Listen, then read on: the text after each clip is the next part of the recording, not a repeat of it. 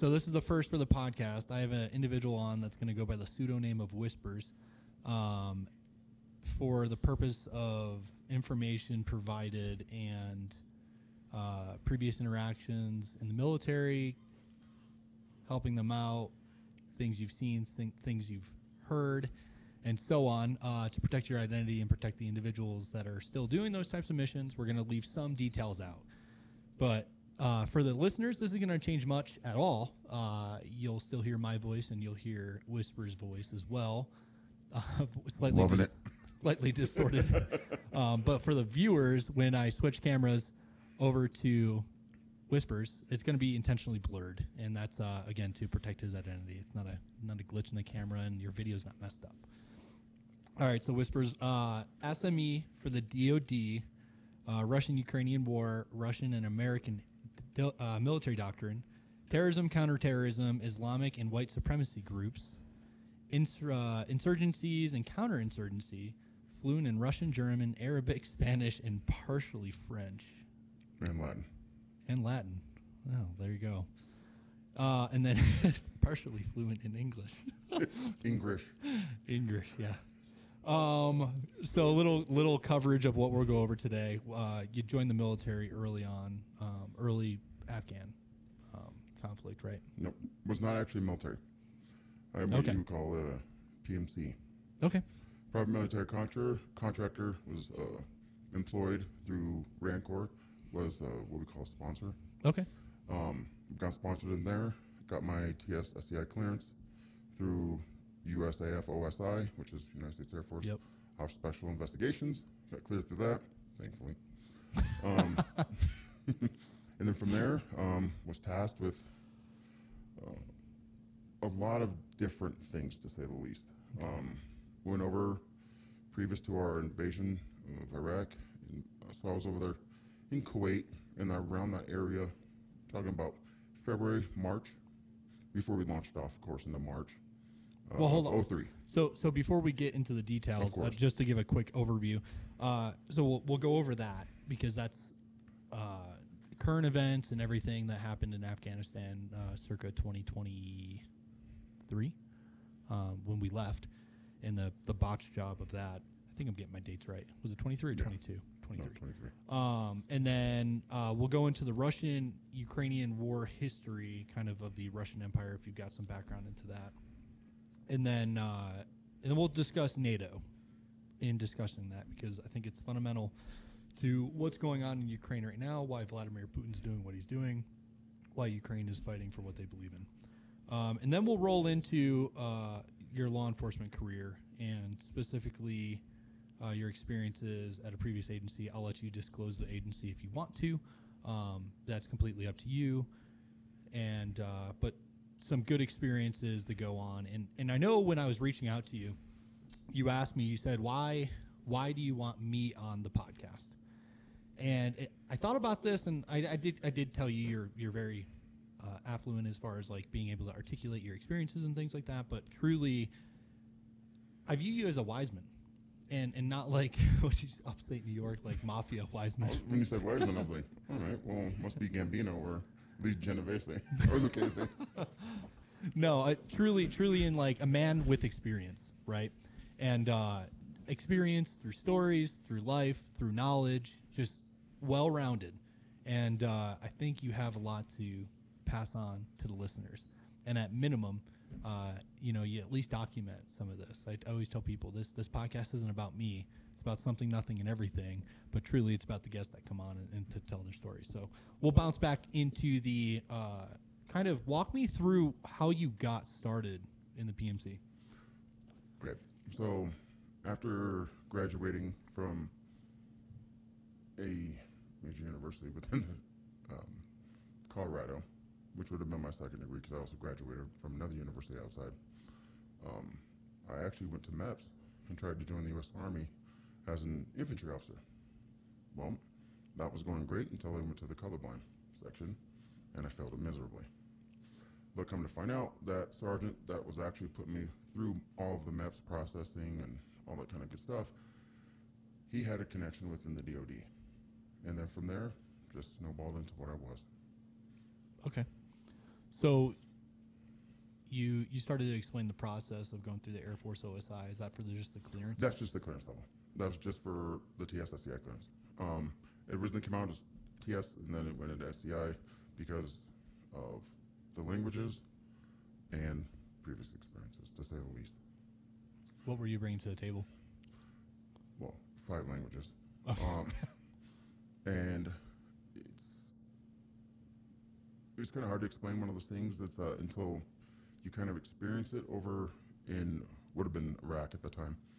I was in interrogations. Okay. So think with that which you might will, because I wasn't with psyops Yeah.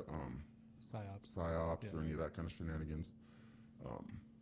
But also not beholden to the Geneva Convention. So tip your hat to that. And when it comes to that, when you go over to a certain section of, say, the Middle East and to the people that I actually went over with, my co-interrogators, and I don't know how to explain this without getting racial here, but he was black Egyptian, white American. We go over there, who do you think, if you understand the Middle East culture, Middle East mindset, their Islamic mindset, you're going to realize that actually African male from Egypt is not going to be helpful. It's not going to help you in any which way, shape, or form as compared to a white male. Are you saying that because this is in Iraq? This is in Iraq. So the Iraqis didn't like black people. Well, if you want to put it into now, you go to Libya, you go to Sirte, which is still partially taken, still ruled by ISIS. You go to Benghazi, you can go to Tripoli, you can still go to a slave market. Some parts of Algeria, there's slave markets. How is that still allowed when you go over there? So that you got to put yourself into a mindset of the Islamic mindset of this. I mean, Thomas Jefferson, when we went over to the Barbary Pirates, why did you think they had blacks and whites on the slave markets in North Africa? That's the Islamic mindset. And the first word we have whenever we would do interrogations, especially when we would do interrogations, interrogating, the first word that would come out of their mouth is abel. And what is abel in Arabic? Slave. And that's what they were calling your coworker this time. Oof.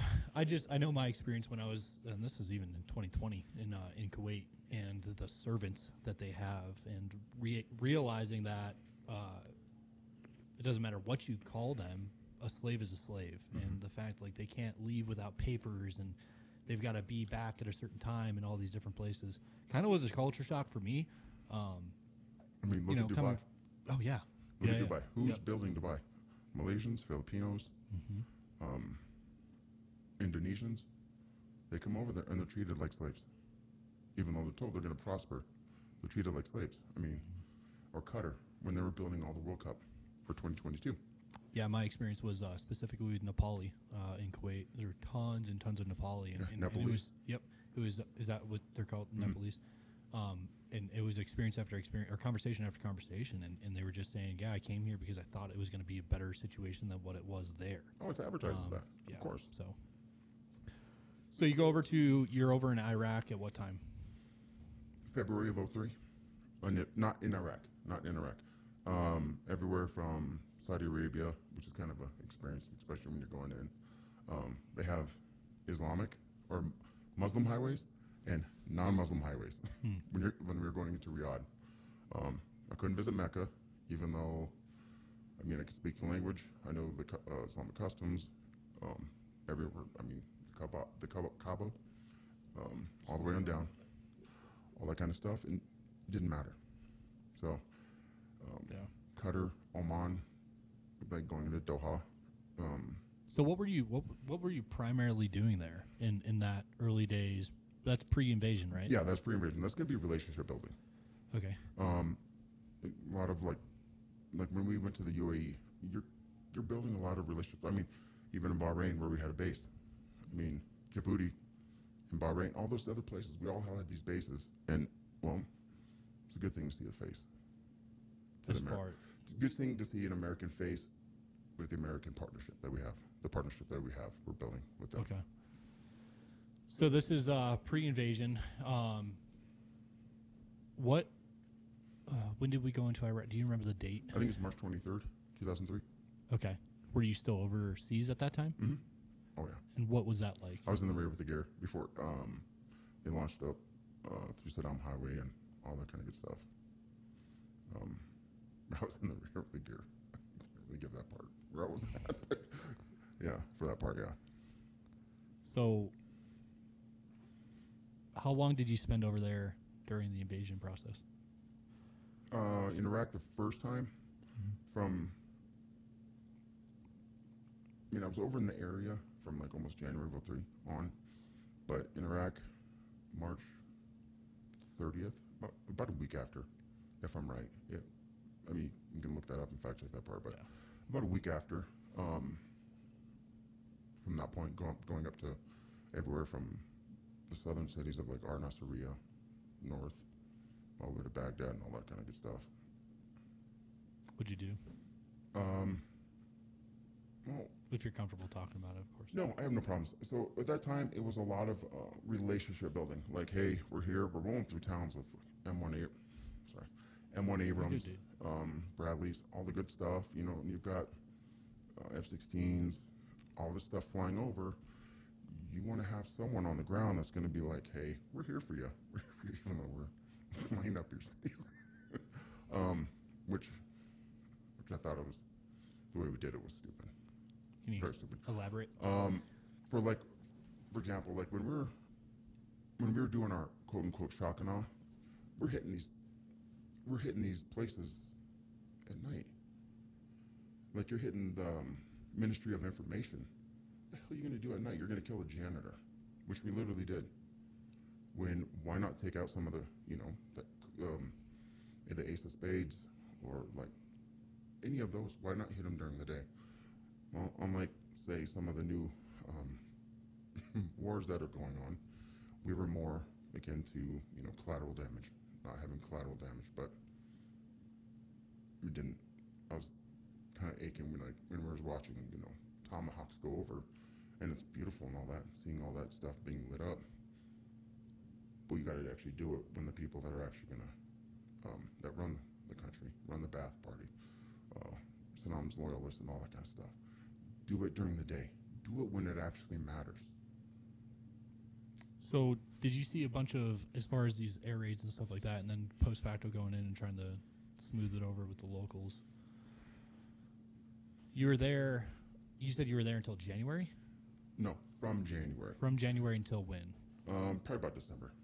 Okay, so almost an entire year. It was literally almost a year. I was kind of getting burnt, but yeah, it was almost a year.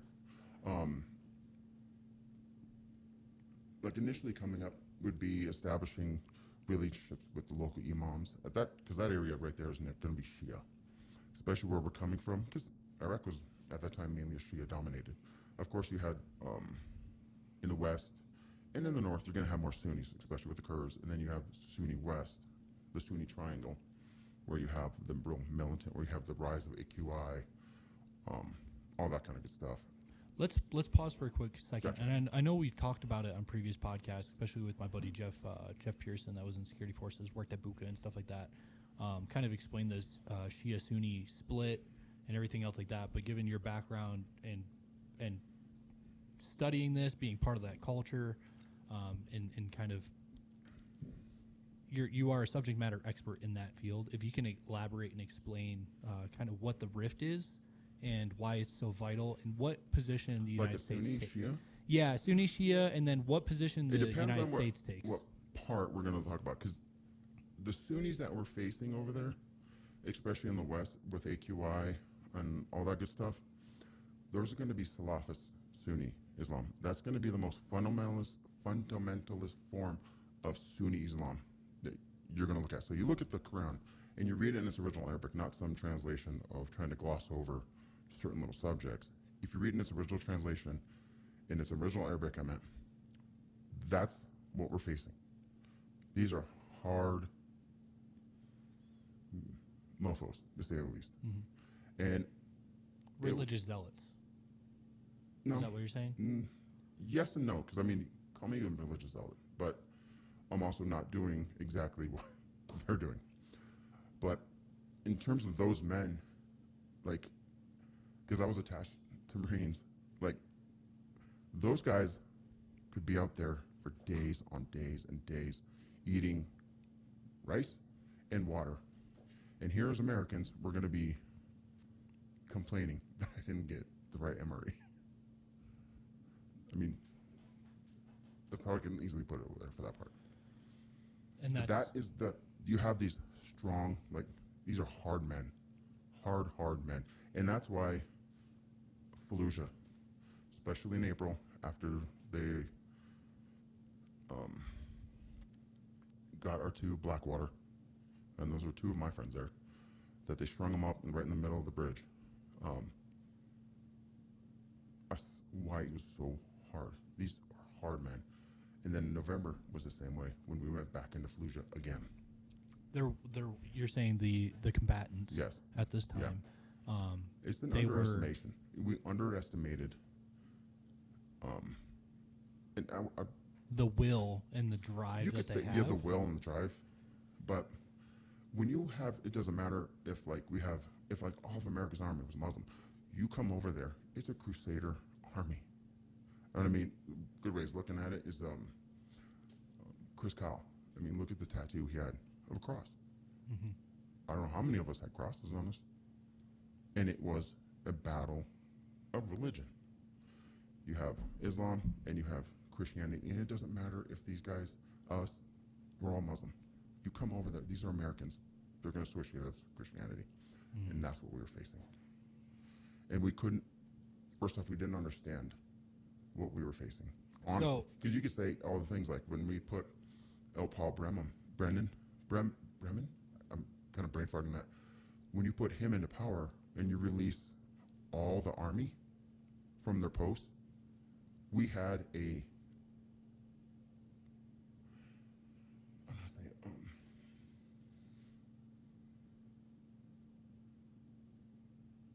we had people in the right places that we could have vetted eventually, but we had generals, lieutenants, whatever you want to call them, in the Iraqi army, mm-hmm. that we could have just been like, hey, we're going to vet you all first, but you're not going to lose your job and we'll pay you for it.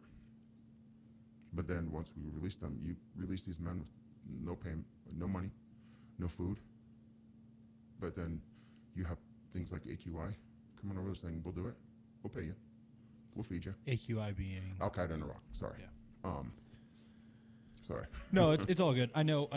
Dude, you're not the first military. I'm really sorry going on. Oh, dude, you're good. You're not the first military friend that comes on and uses a bunch of acronyms. I just for the non-military prowess individuals that listen in, I always just clarify. So at this point in the war, it didn't matter if you were Sunni or Shia. Did America align themselves with one ideology predominantly? No.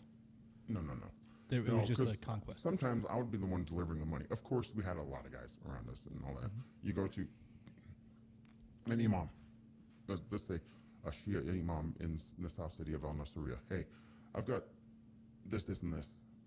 Do you have any cache of weapons? Do you know of any people that have any caches of weapons? Any of this, and this. And you give them a shitload of money. And you hope their intel's right. And this is not the interrogation part, but you give them the money, we follow up on it, and you hope it was right. So hell no, you can't vet these people, especially after we let everyone go. The police, the army, we already let them all go. So those, the intel that we might possibly have garnered from them, from these local Iraqis, from say like Muqtada al-Sadr and his Mahdi army. Of course, that's a tad bit later, but Shia, Imam, who became extremely popular, and that's where you get al-Sadr city, is his father, is from. We could have gained a lot more intel and a lot more friends, but from stuff like that. But I mean, it's a lot better with 20/20 hindsight.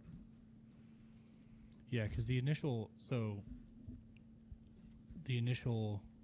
thought of going into Iraq, and this can be opinionated. If you have facts, that'd be awesome. But 9/11, right? Right. 9/11 happens. All the pilots, Saudi. But why was there this attribution to Iraq with Saddam, and then later Afghanistan? Well, Afghanistan came first. I mean, hell, we were bombing the hell out of them in October of 01. I mean, yeah, October of 2001. Okay, yeah, sorry, I got my dates. Yeah. So yeah, clarify. Why Afghanistan, and then why Iraq?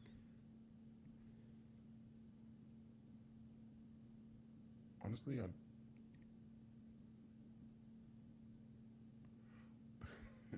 you're kind of like one of those, like, I believed, a lot younger than I am today, what Colin Powell was telling the UN, what Bush was telling us. I felt and I think a lot of guys understood. I think some guys, especially later in their military life or in the early, at that time would be like, hoorah, let's go kick some ass. And we believed it. And if he had any WMDs, they were given to Bashar. Who's Bashar? Bashar al-Assad, Syria. This area. If there was any, the lead up to it, from us going and saying, hey, we're going to come over, and from the time he could have done it, it was probably given to Assad at that time. There's intel on that? Yeah. Sure the hell wasn't going to give it to the Kurds, because he's still chemical bombing them. He's not going to give it to the Iranians, because he was Sunni. So, at most, you had him. And he's an Alawite, yeah. Al-Assad's an Alawite, which is a different form of Sunni, but still Sunni, nonetheless. So, yeah, I don't. So that was the nexus there. We were already in Afghanistan. We already had troops over there. I mean, looking at Iran like as fully Iraq. Understand why the hell we went in Iraq. I believed initially that there was WMDs, but the correlation of Saddam to 9/11,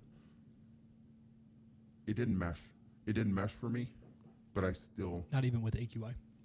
No, AQI is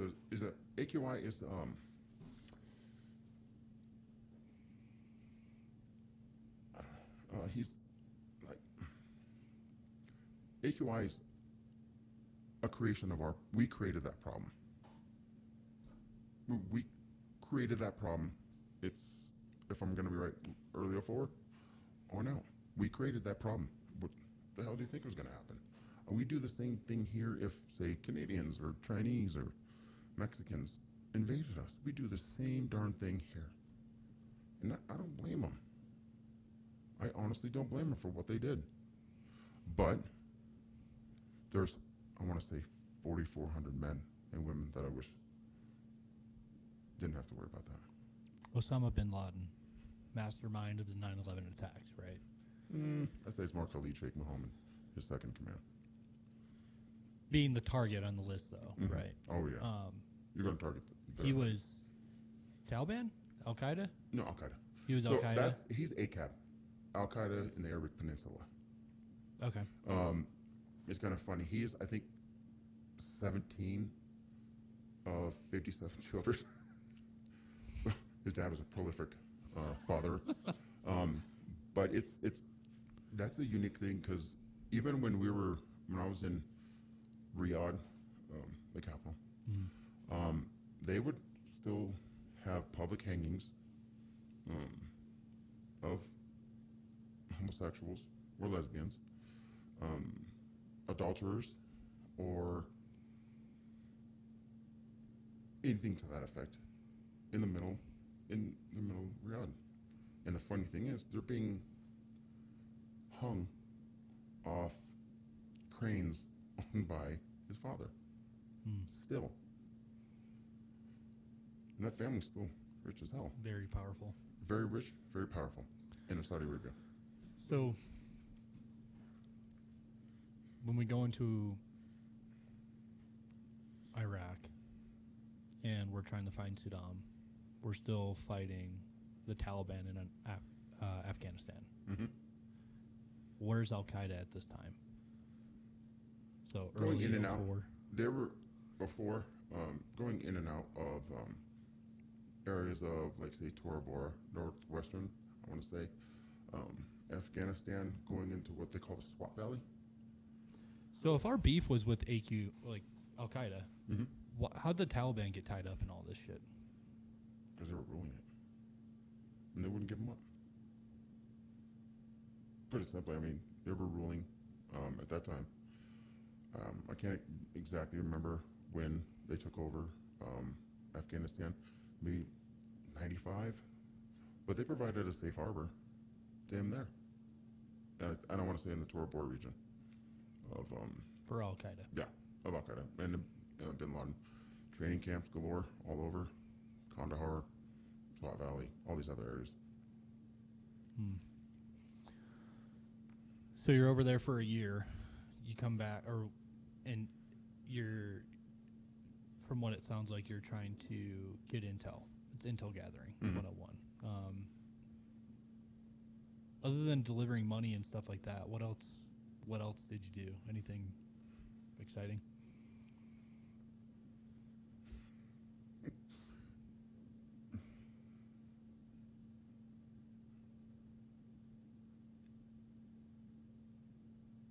To put it simply, I was in a lot of combat over there. I tried to suppress it because we're coming up on the 20th anniversary of it.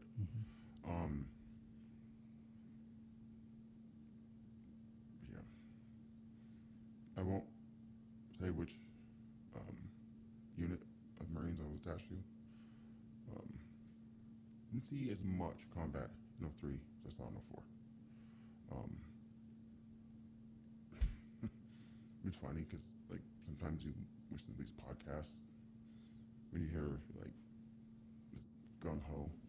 I was pissing my pants. I was pissing my pants rolling into some of these cities after probably the first contact we made. I mean, not so much after that, but coming from here. America. Yeah. I don't know how good we have it. So what was the first engagement like for you? Like where was it, if you can say? Southern Iraq, with a long spelled name, city. Coming up from the south, I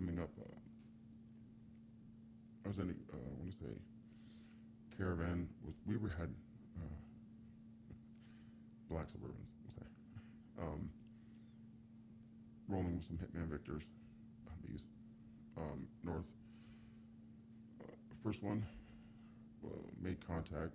Of course, we fell out of them.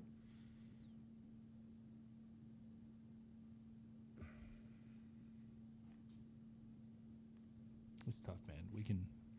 We can gloss over it too, man. This is No, it's talking about it is always help.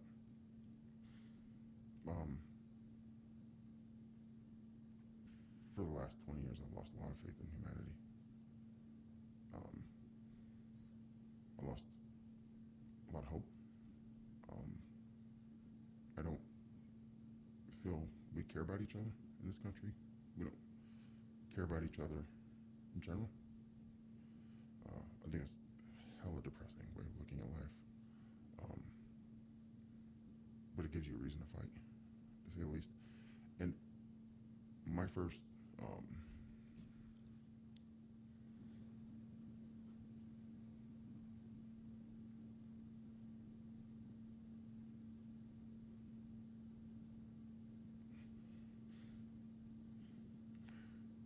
going to say my first one was a kid. From about 30 yards away. Pinned him in the neck with a shot, one shot. But he was also racing a Markov. If you know what a Markov is, raising a Markov, and well, would have hit second lieutenant. Junior kid or second lieutenant, and sorry, kid.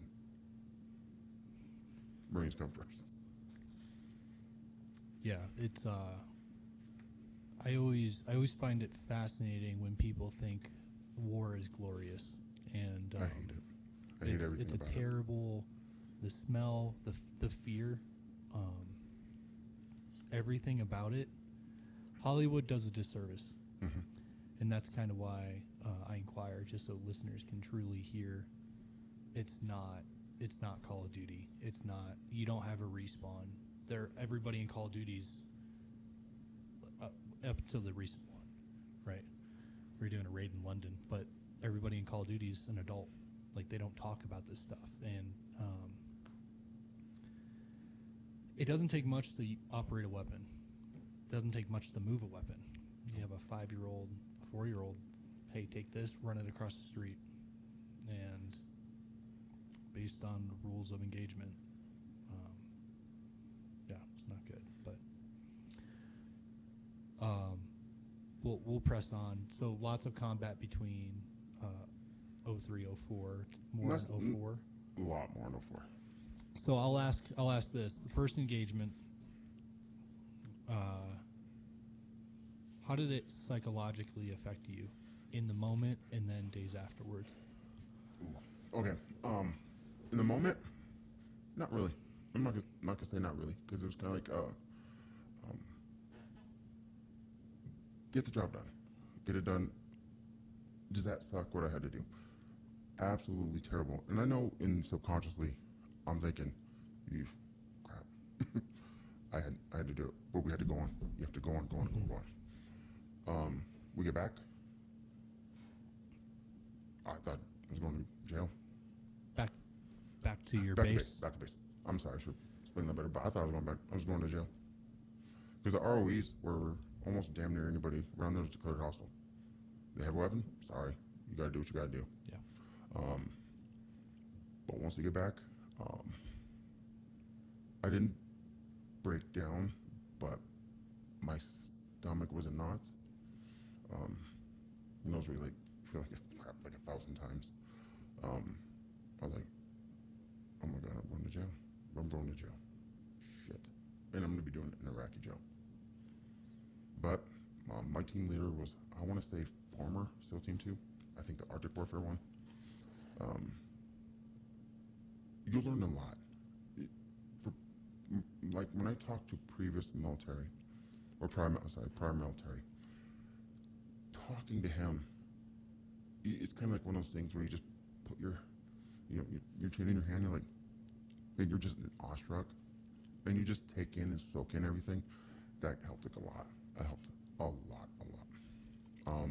As far as processing the event, processing, and having him there, processing, comprehending, getting through, and like it's a lot of like compartmentalizing. You had to. Well, that one's going on the table. I was going on the shelf right here. Okay, on to the next one. I'm gonna be putting it on the shelf, and then the next one on the shelf. I never thought about how the hell am I gonna deal with this later. Yeah. So you have that first interaction, the first engagement. How does it change the second time? Well, I think, to say the least, I knew I could do it. One of those things you kind of listen to, like, after in this camp, of course, in the law enforcement career, was Grossman, on killing and on combat. Like, reading those, after reading those, you get a certain grasp of these things. Like, oh, shit, I felt that, and it helps. From the first to the second, like I said, talking to my team leader, that was what helped the most. That when it came down to it, job was done. Job was done well. Did you want to do it? And that's one of those things. I'm like, hell no, I didn't want to do it. Did you do it? Yeah. Is that second lieutenant going to go home to his family? Which he did at the end of his tour. I know I can get it done. So you have all this experience overseas working. Are you allowed to say the company you were working for at the time? The company? Yeah. Okay. We'll keep going. Unfortunately, yeah, I can't. No, that's fine. Going into Fallujah and the absolute chaos, largest loss of life in the Marine Corps since Vietnam. Especially the November one. Yeah. Walk me through that. Like, did you get a debrief of the operation beforehand? Did you just get thrown into it? How'd that? No, I got about the same debrief that everyone else got, that officers did. Now the officers telling the frontline troops different, but I think a lot of those Marines appreciated honesty, saying, 70% of your asses are probably not going to be coming back. Either you're going to be dead or you're going to be injured. And what was the mission? What was the purpose of taking Fallujah? Clearing it out.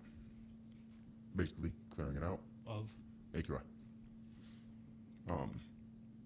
I want to say they had 3,000 to 5,000 at that time in the city.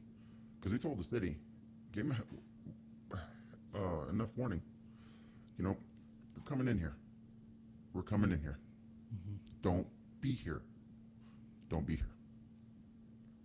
And if you're there, more likely to be considered a hostile. Okay. How many days does it last? 7. 7 I days? want to say 7. I think that's going to be November 7th until maybe the 15th. I'm not exactly sure the length. Okay. I was there November 8th on. Okay. So there's, for me, a certain love for the Corps.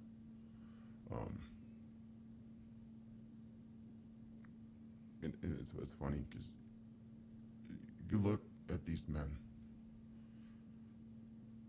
They come from, like, even Platoon had it right. Or Charlie Sheen, he's like, college-educated boy. What the hell are you doing here? But you look at these men, and it was great because there's blacks, whites, Hispanics, some Asians. You're like, all here to kick some fucking ass. I mean, to put it simply. But they come from, like, Murfreesboro, Tennessee. Like, Lakeland, Florida. Like, Pueblo, Colorado. Lenexa, Kansas was one, I think. Like, what the fuck is that? All convening in on Fallujah. Yeah. And fighting and shoulder to shoulder. That's what, to me, and was beautiful. It's very strange. I know I just said, like, war is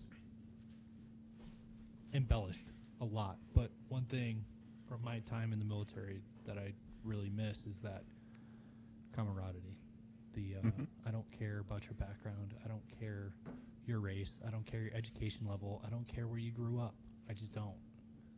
You're my brother or sister, and I will die for you, period. And so that's why I always celebrate November 10th. I can't drink like them fucking assholes, but the Marine Corps birthday. Oh. So,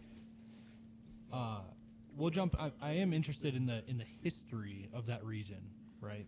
Yeah, that would be the Al Anbar province. Al Anbar? Okay. Al Anbar. Okay.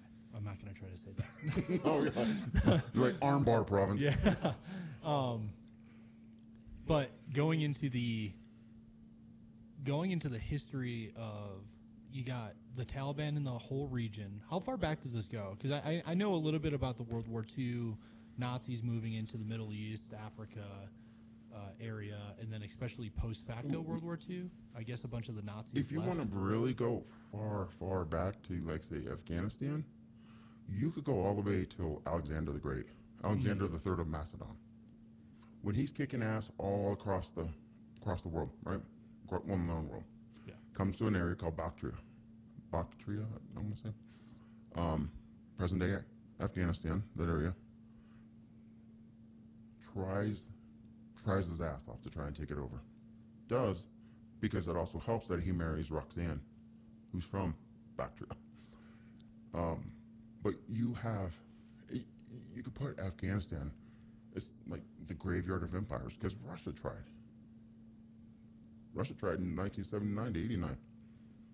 Did the Nazis didn't the Nazis try to move into the Middle East, or did they just focus in Africa? It was more North Africa. I mean, they had SS divisions that were made up of people from that area, but that was later in the war.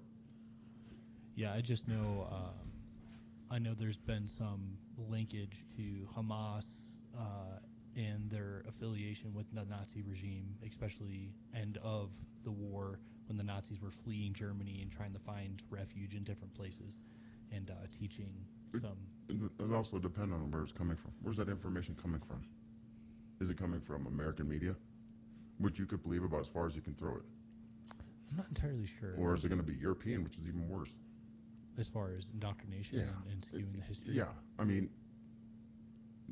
we can go into the the Israeli Hamas war. I mean, I think Israel's having a hard time understanding that you can kill a shitload of people, but you can't kill an idea. And that's what Hamas is. It's an idea. I think I have personal issues with the United States government intermingling with all of this and the giving the money, and that's why I asked, like, what's the vetting process? There is no vetting. Since the establishment of the state of Israel, I don't want to say 48, we've averaged $3 to $5 billion a year of arms or money plus arms. Why, when the Knesset, well, I know that's their kind of version of Congress. The Knesset had a $200 billion surplus of money. What the hell am I giving them weapons for? You can give us money, we'll give you weapons, but why? Yeah, why am I giving it free?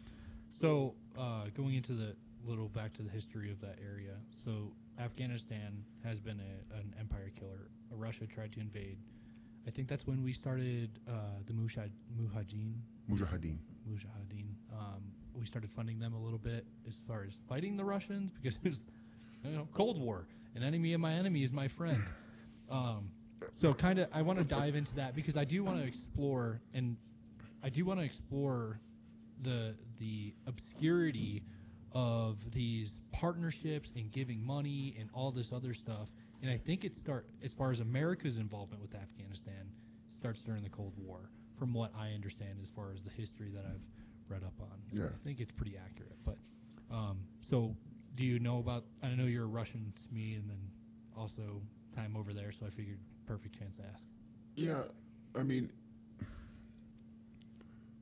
so yeah, in 79, when Russia came over, right, they installed a local pro-Soviet dictatorship, to say the least.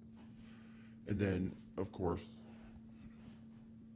late 80, 81 on, you have groups like the Northern Front, which I don't know why we still don't support them, because they've always been anti-Taliban and anti-Mujahideen. And that stems from the word Mujahid, holy war.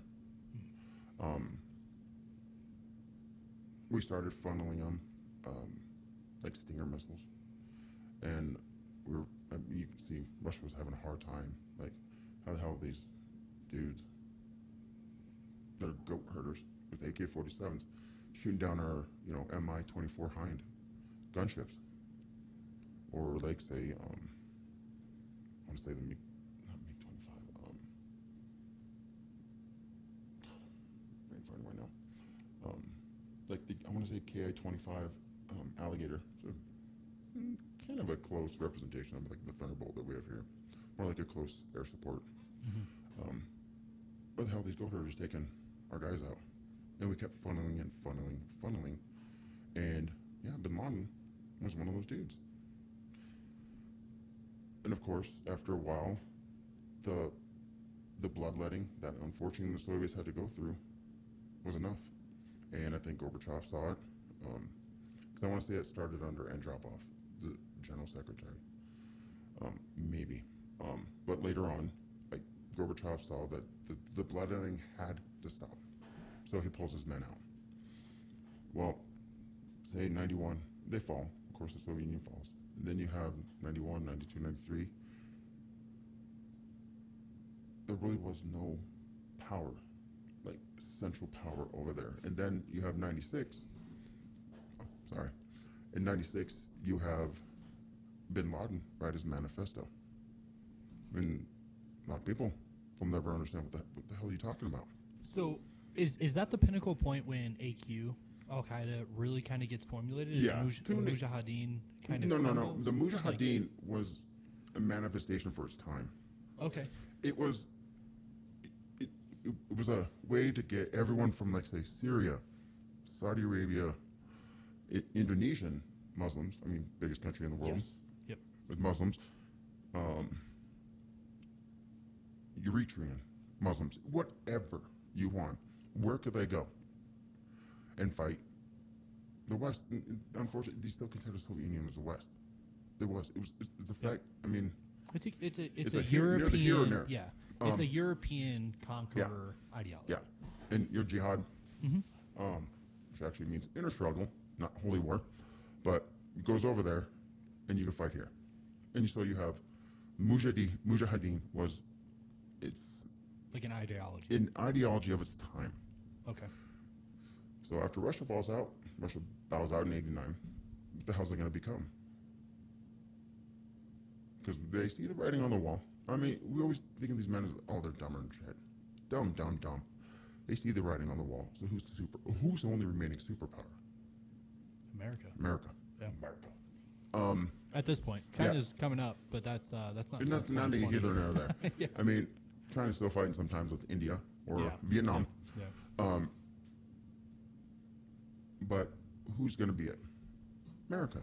Mm-hmm. And one of the craziest things I think every American should read to get into the mindset of what we're now facing or going to face.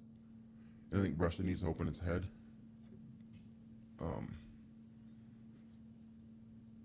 And read his manifesto. And Bin Laden's manifesto. He plainly said it. And in '96, when I read it, that's when I started learning Arabic. Because I knew, so... Well, Bin Laden was fluent in English. He studied, didn't he study? Yeah, but it's in its original Arabic. Kind of like you read the Quran in its original Arabic, not from some imam here who says, oh, it's a religion of peace. No, well, on this surah, it's not religion. It's not really peaceful. That's when we should have opened our eyes, because we should have at that time replaced the red bear with the camel, the green flag of Islam. We didn't replace the red bear because we always still hated Russia. Even when Yeltsin came to power and they fell, we still hated him. And then Putin. Then we're going to get into Putin later. That's great. Yeah, we can wrap up the Middle East here soon. And just from an aspect of like Bin Laden. He said, and put it distinctly, coming for you. I'm coming for you. We didn't listen when he's blowing up towers in Nairobi, Kenya, or I want to say the buildings in Dar es Salaam. We didn't listen. Or then we come 2000, the USS Cole. We're not listening. Okay, 93, Yamsa Youssef, when he's blowing up the World Trade Center underneath in the parking structure. Oh yeah, it took a hit. Okay, great. No one listened. No one listened, and it didn't matter what anybody said, because who the hell's going to hit America other than 19 well-trained pilots, American-trained pilots, hitting us? And we didn't listen. And then we listened, because he's like, now you're listening. American trained, but Saudi descent. Mm-hmm. But then we still don't understand that mindset of, I'm ready to die. And I mean, to put it simply, like one guy, one Wahhabi, which is Saudi Arabian Islam, okay, tells me, I'm ready to fucking die. You're ready to live. And he points to me. He goes, you want to live. I want to die. Who do you think's going to win? The dude that's willing to die. Yeah. So I can throw as many tomahawks, 108 arties. I'm throwing arty at you all fucking day. Hitting you with like ATG-4. It doesn't matter. Abrams. It doesn't matter. Yeah. And unfortunately, right now, Israel's finding that out. With Hamas. Mm-hmm. Yeah. So going into the Russian. Actually, let's go current day. I know I was trying to keep this chronological because we kind of went into Russia, Russia leaving, but let's keep this current day with AQ, the Taliban, Afghanistan. I hear murmurs among the military friends that I have that there's a potential that we're going back to Afghanistan. It's not confirmed, but there's some issues going on with the Taliban and their holding of American civilians, and we are funding the Taliban currently. I don't know the dollar amount, but I know it's substantial, and they are supposed to be helping us root out ISIS. ISIS-K. ISIS-K, right? Which is Khorasan, which is, if I'm right, going to be an older term for Afghanistan, that area. Yeah, so it's actually ISK. IS-K. I thought ISIS was ISIS. Well, it depends in on Syria. It's one of those or things. Iraq, Like Syria. you're going to look at, like kind of like when Obama was calling it not ISIS but ISIL, Islamic State of Iraq and the Levant, which is a more proper term, because then you got the Levant, which would be everywhere from like Syria, Iraq. It's the valley. Yeah. Yeah. That. Between the two rivers. Yeah. Which is an ideology. It's the Holy Land, right? So ideology-wise, that is only for Muslims. So they want to rid everybody in that area that is not a Muslim. Mm-hmm. So for the terminology that we'll use ISIL, because it does include that whole area, right? But nonetheless, Taliban's supposed to be helping us root these people out. Come to find out, I don't think they're doing that. And I think, I have individuals that are still in the intelligence agencies that are telling me that they're not. And it's not a shocker. Why stir up trouble when they can kind of skirt by and make money from the Americans and make money from the mineral mines that they have and everything else. So I kind of want to get into the 20-year war that we had in Afghanistan, and you were out by the time we pulled out. Oh yeah. In 2023, you were transitioned a little.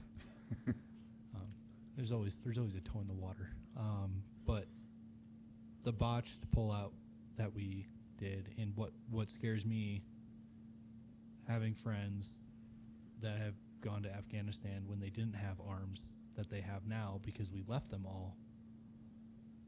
What are your thoughts if we went back?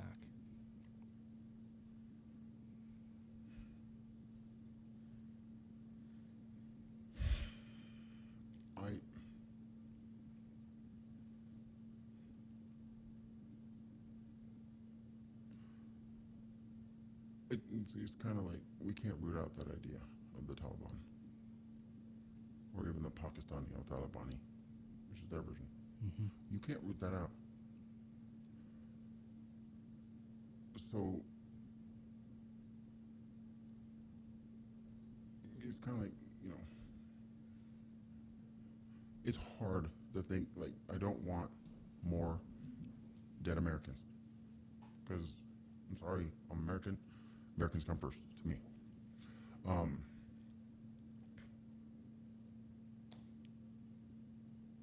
And I think when you have the Afghani Taliban, I mean, they're gonna whack a few ISIS here and there, because that's where they're a lot in that area. But just like we couldn't fully root out the Taliban, they're not gonna be able to root out the Islamic State there. It's not. You can't. Meaning the Taliban won't be able to root out them. Yeah, they can't. And so are we going to fight now the Taliban plus ISIS plus ISIS-K? Because they're distinct groups. They're all distinct groups. Do you want to do that. Kind of like AQIM, which is Al Qaeda in the Islamic Maghreb, or ISIS in the Islamic Maghreb, which is like the Sahel or the Saharan, like Mali and all that, because France was finding out they couldn't. That's why they're pulling out of Niger and all the other countries. I mean, I don't see us going back unless we have another 9/11 or something to that effect, because I don't think Biden can honestly take that hit. Yeah, politically. And I don't think Trump will. This kind of brings me into everybody's. There's a lot of ethnocentrism that's going on, which I think is good for a lot of countries, which we should be focused on us. I'm sorry. The rest of the world, I understand the relationships and the complicated geopolitical construct of the globalist capitalism that's going on. But what worries me is we pulled out, and now we have a permeable southern border where anybody can come in. Anybody. You can go on for forever with that. Yeah. So what's the real number that's come across? We're given 11. Yeah. With more likely, it's going to be up to 30 million since 2021. Mm-hmm. The truth of the matter. I mean, we're finding Tajiks on our watch list within the interior already. We're finding like Tajiks coming across, and they're being caught and then being sent back. Same for Azeri. There was that one popular video of an Azeri coming over, saying, "I'm coming for you. I'm going to kill all of you," because he's being interviewed by some. Just you wait and see, because he's being interviewed by some independent journalist. Yep. Come to find out, that guy is still wanted in Azerbaijan for terrorism charges. For I think as a V-bid that he destroyed, that he let loose over there somewhere. I can't exactly remember. Maybe in southern Baku. Yeah, I think it just goes to prove the point that we don't know what's coming across the border. Yeah, we don't know who, we don't know what, and I just want to be safe. I know that's so fucking cliche. It is. I know it's so cliche, but like, legitimately, I want to walk around knowing that my government's doing its job of keeping me safe.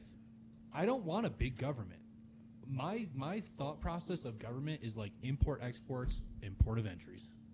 Yeah. And then that is the national government, and then everything else is left up to the locals. Like, you got counties, you got cities, keep up everything else. And of course some intelligence gathering as far as like big picture, connecting the dots and shit, but like they're just not doing their job. Right. And that's what's driving. Like, how many Chinese do we have coming across that border? How many military-age Chinese men do we have coming across that border? Because we are underestimating China. You were in intelligence, right? Mm-hmm. The gathering. Mm-hmm. Easiest way to gain intelligence without somebody knowing, enter their country illegally, right?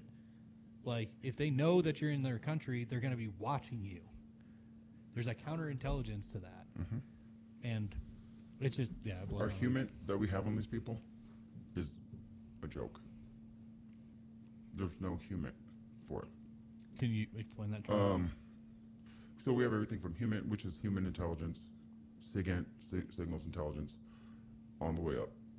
We have no human intelligence on these people coming through. And if we do, is our government wantingly disregarding its job? For what? Why? Or is it that inept that maybe we should replace it with something a little bit better? You know, my favorite Roman emperor was Nero. You know why? I'm a history nut. Mm-hmm. He played the fiddle or violin while Rome was on fire. That's He knew. What's that? That's a myth. Okay, Mr. Shoot Down My Dreams and Fantasies. History. But you know, it is. It's a long-standing myth. It is a long-standing myth, but I think it's poetic in the sense of like the inevitable. Mm-hmm. And I know this sounds crazy, but I feel that America is collapsing. It is. And we're watching it in real time. Yeah. And that's what's scary. We're watching it in real time. Yeah. Let's change gears to another empire that's falling. Russia. Maybe they're growing. Maybe they're falling. I'm not really sure. They're losing a lot of casualties in Ukraine, thanks to our American taxpayer dollars. That I think we're up to a rate of 40% if you're in a certain income bracket. But because of inflation, we'll all be there soon. Right. And yeah, so I lost my train of thought. I get pissed off about taxation a lot, mostly because the Revolutionary War started on a 2% tax on teak, and now we've all just become so nullified by how much money the United States government is taking from us just to service the debt that they're sending overseas anyway. But Russia and Ukraine, the history of that country, we'll go back to the Ottoman Empire didn't go up into Russia, did it? No. Okay. We'll go to the. Well, you can have the establishment of like what they call the Kievan Rus, that kingdom. I think I want to say it's like the 820s. Okay, we'll start there. So, in that, well, actually, let's start World War One. World War One, Russia's a well-established empire. Empire, yeah. Yeah. So at that point, is it Kiev or Kiev? Yep. Kev. So Kev and Moscow, they're one nation. Right? No, not yet. Not yet. World War One, they are not. Nope. Okay, so let's start at that point. Debrief me. Well, not until after you have the Russian Revolution of 1917. Yeah. From 1917, I want to say maybe until 1921, 22, when they actually took full control over that time. So this was parallel with World War One. Yeah, we actually had Americans go over there too and fight for what they call the Mensheviks, the White Russians. Yeah. Good old American. Putting our foot in there. Not that many. But once Lenin and his crew of degenerates took over and actually, I want to totally liquidated the Alexander Kerensky, who was at that time the leader of the, I want to say, the White Russians or the Mensheviks or Belarusia. After that is when you have the establishment of the USSR. And then that's going to be a little bit like past me on like when you have the establishment of like the Lithuanian SSR, Latvian SSR, Estonian SSR. So after they started kicking the crap out of those countries, the small ones, then you have the Ukrainian SSR. And then periodically they would just get like Tajikistan, Kazakhstan, Uzbekistan, Kyrgyzstan. All those iron curtain all the countries. Stanis, all the Stans. And you establish that, and then you have that until 1991. So that's how it was. And then at the fall of the Soviet Union, Ukraine becomes a country. Right. So they all periodically start declaring their independence from the Soviet Union. And how is the border determined with Ukraine? Because I know this sounds like this. I feel like, and this is just me knowing a little bit about the history, mostly because I'm reading up on it. Because I feel intuition kicking in, and I'm like, I'm gonna need to know this shit, right? Like this is gonna be either my kids are gonna ask me when they're older, right, saying, "Hey, Dad, the war." I used to call it a conflict. Now it's a war. The war between Russia and Ukraine. What happened? It's a special military operation, all right? Yeah, special, yeah. And then a little bit of, where I feel like we're going, especially if we keep fucking poking the bear, is that we're going to end up finding ourselves wrapped up in this war. So I started. Yes. Yeah, oh yeah, we already have PMCs over there and everything, which Russia's really pissed off about, but whatever.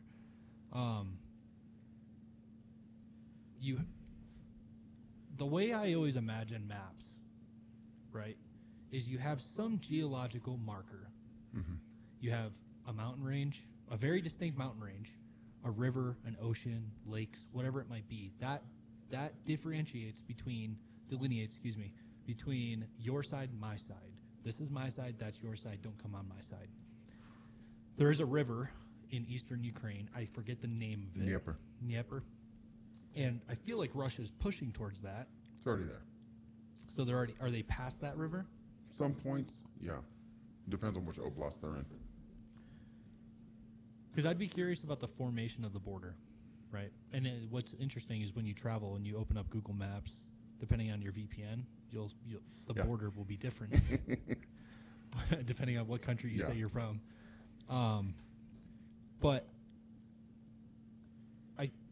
I understand. I try to put myself in the shoes of Russia in the sense of like, okay, if Mexico tried to like slowly encroach on America, we'd be like, no, fucking Rio this is the line, don't cross it, and vice versa. If we started pushing past the Rio, it'd be an issue, right? I don't know what Russia's intent is. I don't know if they want to reestablish the USSR and take over all of Ukraine. What are your thoughts on that?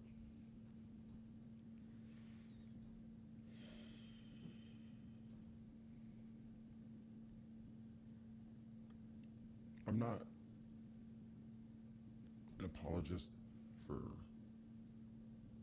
anybody else, but what we're taught in history is not what really went down. So, like when Putin was elected in 2000, he tried to establish a good, like, hey, working relationship. And I think at that time that's going to be Clinton. Like, hey, hi, I'm Putin. Yeah, former KGB agent. But hey, we didn't really know much about him, other than I think he was a mayor of St. Petersburg before and got in pretty good with Boris Yeltsin when he wasn't drinking. But continually, over the years, he even asked to join NATO. Yeah, a lot of people will never read that in history books or get be told the truth, but he was asked to join. He asked to join NATO, not militarily, not for military speaking reasons. He knew the better, but economical reasons. Of course, I was denied. Okay, stop coming east. Please, stop coming east. NATO, we're talking NATO. 2004, we have more NATO expansion east. 2004 was what country? I'm not exactly sure. I can't just like be certain on that one. Okay, I'll take that one. I'll take that hit. And that's Putin. Yeah. More are joining up. I fucking told you guys, stop coming east. Please. Why are you coming east? Again, more are joining up. And then you have Latvia, Estonia, and Lithuania joining NATO. They have an army about as size as many dudes that are in this room. It's kind of like, Belarus, like 40,000 troops. Okay. Like Lithuania has one of the smallest armies in the world, if I'm right. Oh. Okay, now you're on the border. Stop coming east. And then Turkey's at it. Okay. I think you guys are getting my drift. Okay, stop. And then you have the incidences that are happening in the Ukraine in 2014. With the seizing, that was the seizing have of the the Maidan. Crimea. No. So you're going to have one as a result of another. And they usually mess up these names. So in 2013 and 2014, the Ukraine is having an election. And I think it's Yushchenko or Poroshenko. I always get these two mixed up when trying to explain this. That first one is pro-Russian. He's pro-Putin, pro-Russian. Hey, we want us to establish good relations with you, economic relations, whatever. Well, then all of a sudden you have the Maidan Revolution. You have Ukrainian police fighting, I don't want to say CIA supported, but very much under the auspice of it. You have that. And And then I want to say poor Yushchenko. And like I said, it could be mixed. These two names are mixed up. Who's very pro-Western. He's put into power from that point on out. In a Western-sponsored Western-sponsored election. colorful revolution, we'll call it that. Yeah. And then you have that. So from 2014 on, you have places in the east. These are Russian-speaking, primarily Russian-speaking, like Donetsk, Luhansk, Zaporizhia, Kherson Oblast. These are farther eastern, and Crimea. So then you have a bunch of little green men. No one knew where they came from, but we all knew. Going into Crimea, and then you have the establishment of a Russian Crimea, and you also have a warm water port for him, because he really didn't have one at that time.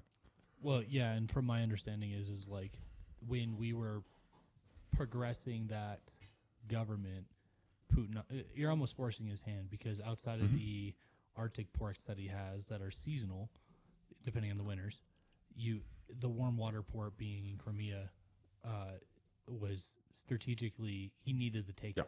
He needed it. And it's kind of like one of those things, 3 things you never ask a person. 1, you never ask a male his salary. 2, a woman his weight. Or 3, a Ukrainian what happened between 2014 and 2022. And what a lot of people won't be told is you have every single day, and I have corroboration on this because it's my forte, every single day, Ukrainian artillery shelling Ukrainians in Ukraine every single day. And the amount of deaths that we have there, we don't honestly know, because Ukraine's not going to tell us the real. And it was even boosted in 2019 when that little favorite actor of ours came to power, the little green shirt man. When he came to power, it got actually ramped up pretty good. And what's the thought process behind that? With your background and knowing most of this shit, is it to snub a nose at Russia? Is it just money? Is it BlackRock? You got to remember, you can go BlackRock, but that's going to be later. Now, that's more of a now thing, because they've already established that they'll pay almost $1 trillion in rebuilding that place. Like, okay, Larry Fink, why? Okay, why? But you kind of don't blame, like, the Donetsk People's Republic establishing themselves, and then their own military, and Luhansk People's Republic, and then areas of Zaporizhia. They're having these militias form up. So yeah, they had to start defending themselves. Why did it happen? Could it be that there's a thumb at like a thumb at Putin? Because we've given him well into almost $300 billion of aid now from 2014 on out. Yeah, I don't know where this goes. I get cynical mostly because it's like I'm a man of coincidence, and coincidence don't add up to me. Right. And most of the time, it's very telling about what's going to happen. Right. When you have these financial investors that are also interested in destroying a country just to rebuild it, when you have the Fed in cahoots with those financial institutions, and then you have the American politicians that no longer represent the people, that are also in cahoots with these financial institutions, BlackRock being one of them, but JP Morgan Chase, and the list goes on. And everyone says, oh, it's Lockheed Martin, oh, it's Raytheon, it's Boeing. Those are small fish compared to these BlackRock and Vanguard. Yes, Vanguard, yeah, that's the other one. So I'm not an apologist either, but as far as Putin is concerned, with the he recently did an interview with Tucker Carlson, which I listened to. He sets history straight, and everybody thought he was grandstanding in that interview. I thought it was as a history connoisseur, I found it really eye-opening to how much shit the United States has done in the last 30 years, right? Since the 1990s. Where do you see this war going between Russia and Ukraine?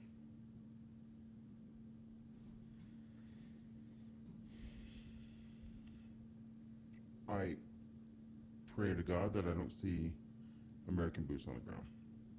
Honestly, what a lot of people that aren't military, don't have a lot of military knowledge or no military base, any of that kind of stuff, when idiots like the German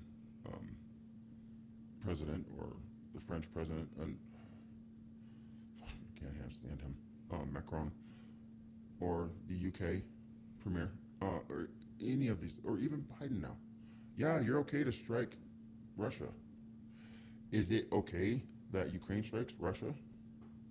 Yeah, but if they're using our military, our weapons, they don't have the SIGINT or any other kind of intelligence to be hitting places, or the GPS. There's the easy GPS knowledge that are in these weapons. The intel to hit places in Belgorod or places in Crimea. They don't have the satellites up in air that are showing these weapons where to hit. So technically, we're at war with Russia. Technically. We just won't declare it. Because a lot of Americans don't understand that if you're launching a missile from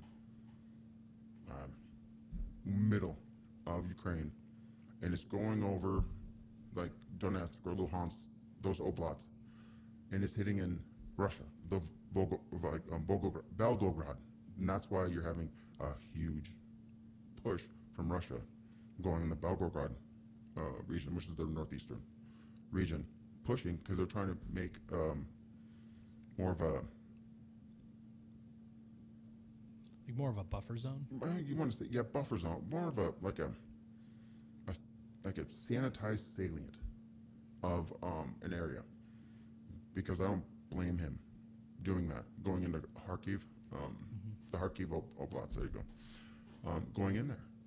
I don't blame him, because these missiles that are being launched are being helped because of France. They're being helped because of Americans. In Poland, in Turkey. So you're hopeful it doesn't develop into I don't want boots a on the hot ground, war but with Russia. That's what you don't want. But what do you see happening? I don't know. I don't know. I would like to say I see Putin ending the SMO here soon. And for those that don't understand, it's a special military operation that he called it in February 24th of 2022. I hope it doesn't turn hot between us, because what a lot of Americans are saying is like our media is saying 500,000 Russian troops have been killed there. No. Ukrainians are saying 300,000 Russian troops have died there. No. At most 20 or 30,000. But Russia's appetite for war is a whole lot different than Americans. These are, once again, hardy men and women. There's a reason, and a lot of people are saying, yeah, he was reelected because it was fake. It was a rigged election with 87%. Was it? I wasn't there. Yeah, another thing is I wouldn't. I don't trust what CNN says. Yeah, I don't trust the trust the media. Fox News. Yeah, I don't trust any of them. I go to independent journalists. I go to Matt Taibbi. I go to Tucker Carlson. I just independently subscribe to their shit. And but what boggles me is people are like, yeah, but he imprisons and kills his opposition. And I'm like, all right, you think I'm a conspiracy theorist, but why are all these people associated with Hillary Clinton and Clinton family are just miraculously killing themselves with a shotgun to the chest, and the shotgun is 4 feet away? Or suicide in the back of the head twice? Yeah. Or love it or hate it. The whole trials with Trump and the criminal prosecution of him investigating election fraud and claiming election fraud to a certain extent. But he said, in almost every statement he said, I don't know. We got to look into it. I hear some shady stuff happened in Georgia. Those little hands. I love it. Yeah. But you know what I mean? And Yeah. it's like everyone thinks that, oh, well, America is this, we are such a high society and morally upstanding. And I'm like, are you drinking the Kool-Aid? Like, obviously you are. Why don't you just kind of like look around a little bit and start connecting the dots? Right. But you start talking about that shit and people dismiss on. you as a conspiracy theorist. And it just drives me. Well, the only difference between like me, a conspiracy theorist, is, and then like truth is 6 months. It's literally 6 months now. Nowadays, yeah. I mean, like everyone's saying, Russia's going to fall. Russia's going to fall. Their economy is doing better than it was in 2022. Yeah, the BRICS All kind of this- scares the shit out Yeah, of me. a little bit. Like, you want to talk about upending our entire economic system? Our dollar We're gonna be screwed doesn't when represent almost anything nowadays. We're going to be screwed when OPEC gets off Yep. the dollar. And as its OPEC, main- that's the oil. So for Yeah. listeners Oil tuning producing, in, exporting countries. yep, we went from the gold standard to OPEC, which is the oil standard for our anti-inflammation backing of our dollar, and in doing so, Yeah, thanks, Nixon. yeah, seriously. In doing so, set us up for one, an addiction to fossil fuels. Number one, and number two, put us in a bad spot strategically because we had a lot of gold. I don't know if we have a lot of gold at Fort Knox anymore, but we had a lot of gold, and yeah, now I don't know how much gold we have. I don't know. I would be nice to go back to a gold standard. No, even if we did have a lot of gold, you and I don't have a lot of gold. I speak for yourself. Biden has a lot of gold. I don't actually have that much gold. I have a I little mean, bit of. we I have did the same very thing where little bit of Roosevelt, Freddie was like, yeah, Freddie. gold. Yeah. No, Frankie, little Frankie was like, hey, we need it for the war. Yep. And you have to give it up. Okay. And everybody Or, did. to those that understand what I meant, thanks Nixon, is the Nixon shock of '72 when he took us off the gold standard Yep. and made our dollar a fiat dollar. Yep. So it's worth not even worth the paper it's put on. Yeah, the world's not ready for that. I don't think.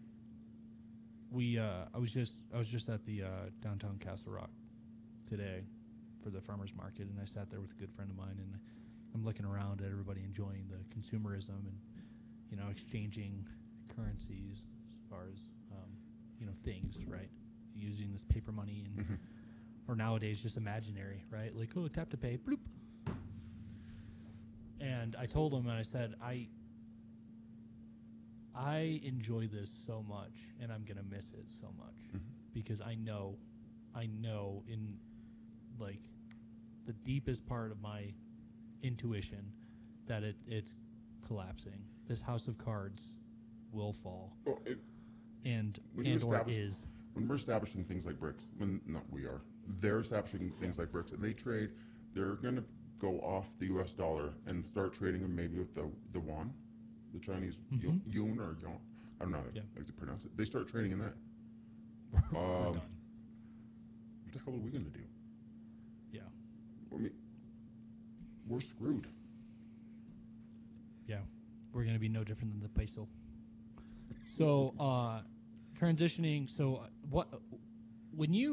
let's go back to you a little bit. You're in this PMC group. You get out what year? Late 04. Ish. Yeah.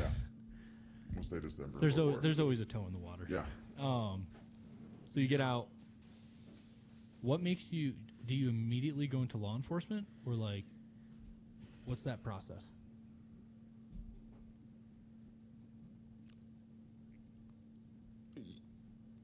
Yeah, I would say yeah. It was an immediate kind of like okay, so I'm done here. I don't want to keep going back over and over and over and over and over to the sandbox. in hopes that I don't die or get burnt. I don't want to be burnt out, so Yeah. why not try law enforcement? Hopefully it's the same camaraderie as I had over there. That was a rude awakening.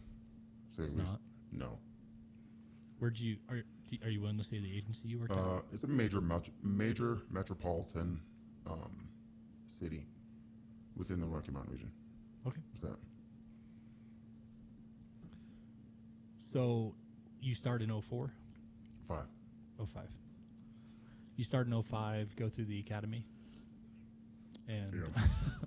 what's your initial kind of, I know you just said it, but like you're thinking it's going to be like the military. It's going to be like these guys kicking in doors in Fallujah. Yeah. You know, not, shoulder I mean, by shoulder. Not like I knew. Not literally it was- kicking yeah. in doors, but like that No, camaraderie. No, at that time we were kicking in doors. But and it's not like combat, but it was like replacing one camaraderie with another in hopes that, you know what, I'm going to enjoy this. This is going to be great. This is going to, this is going to go out there and kick some butt and serve my community. And Yeah. The bottles of piss, the rock being spit on. when did this all start? The descent towards you as a profession. I enjoyed it. I mean, it was fun. It really was fun. I knew before promoting up or any of that kind of shenanigans, you want to get, your feet wet. Get under your belt, You don't want to be a 3-year sergeant because it only took 33 months out of the academy to become a sergeant there. Like, come on, guy. At that time, majority of us knew, don't do it. This is fun. It is actually a lot of fun. I mean, hair's on fire and you just, mega stops, dude. I got like 2 pounds of weed. It was fun.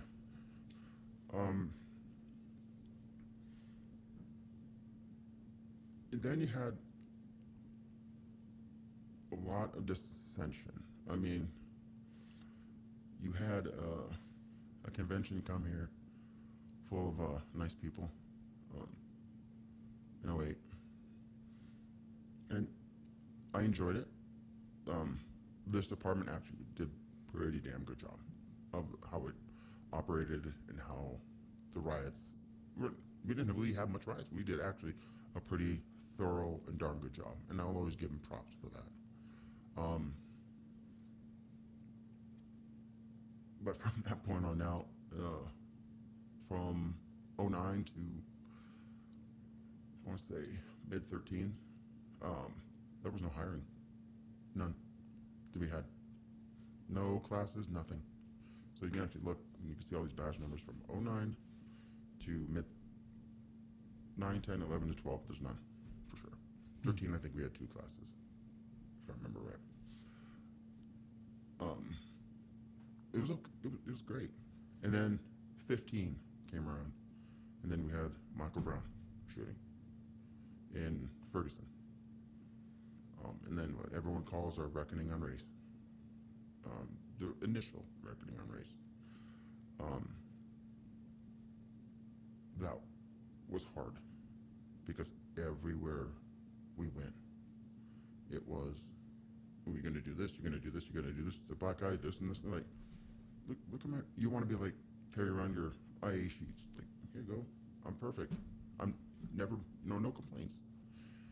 One of those things, it didn't matter. We also had Occupy Wall Street in 2011. That was a joy. And it seems like now that you get older, you're kind of like, kind of probably would have joined them. Yeah, as far as like that, yeah. You're like, damn, Yeah. I have a job to do, but I want to cheer with you. Yeah. No, I'm not going to stick you. How you doing, buddy? Shake your hand. Yeah. Making a valid point with that little card you have there. That was I think that was spicy. so. When all of this, when you started seeing it go downhill, and you named some big ones: Ferguson, Michael Brown, Trayvon Martin. which wasn't even a cop shooting, but No. somehow still got lumped into this whole. Why not? I mean, it's Movement, literally, but- why not lump it in? Because you can. Yeah. If you take the power away from people who have it, and in all honesty, you're not going to take it from the congressmen or the senators or any, like I said, the congresspeople. You're not going to take it away from them, president, or the wonderful FBI. Wonderful, God. Gotta love them. Or the CIA, who aren't supposed to operate within the continental U.S. Yet they are. Yep. You're not going to take a power from that, but you're going to take a power from your local departments or counties. It's going to happen. And it sucks. And it really, like, the jobs start to suck in 15, I'd say. Right after that, when we're lumped in with, like, oh, every white cop is racist. And you're like, no, we're not all white. But it didn't matter. I mean, there's black friends of mine that were, called the loveliest of words from, which is kind of funny, other white people with that are also doing the protesting. You know, these we're all good dudes here. Not all of us are perfect. Nevertheless, I'm not gonna say I'm perfect. But come on. And then 16, 17, 18, I don't remember having that much dissent. I think things were coming back to normal. And then 20. I think 2020 with, not COVID, but with George Floyd. That is, we lost a lot of good cops. A lot of good cops, and it doesn't matter where we're at. And I'm not talking hard hitters. We're talking experienced men who knew, men and women, and when I say men, I include women, that knew verbal judo because they've had years and years and years of verbal judo, of talking themselves out of fight and talking people into cuffs. Now, we have 2, 3 years on with these cops who don't have this verbal judo. They're from a different generation. They don't have the ability to talk, comprehend. Like, it's sad, to say the least. And that's why we have ones like shooting into crowds or,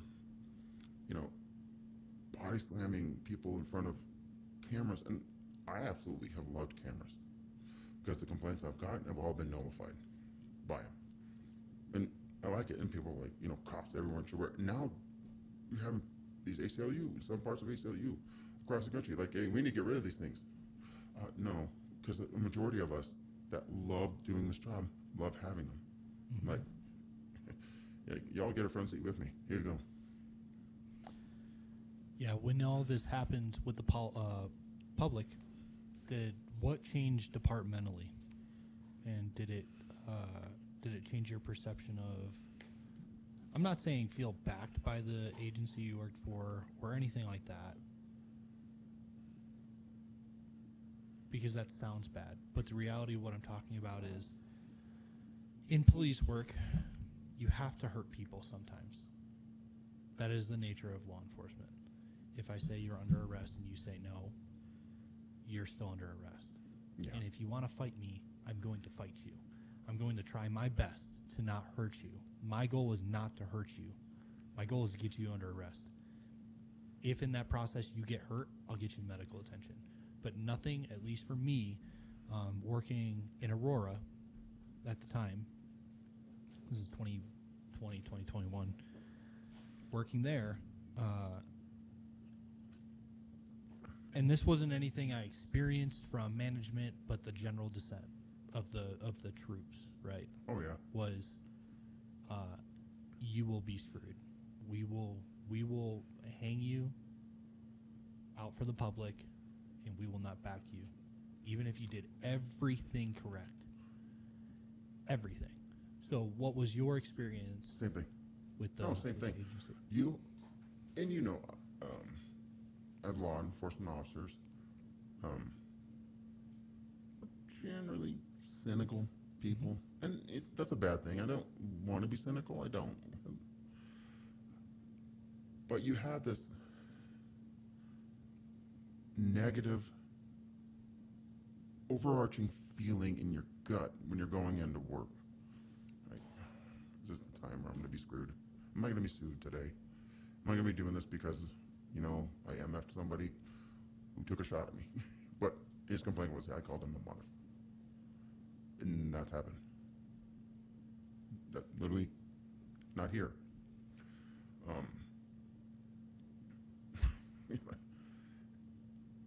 I don't want to. I would like to say every department will back you, but I think when we come, the truth of the matter is we're on our own. We'll always be on our own.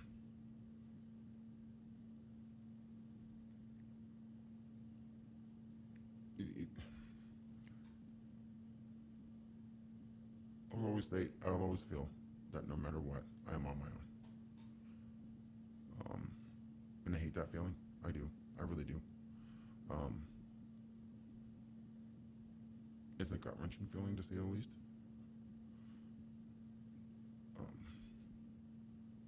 It's one of those that kind of, because of the amount of time, bones, blood, and sweat that I've sacrificed, from riots to accidents to, you know, fist fights to everything, the OISs,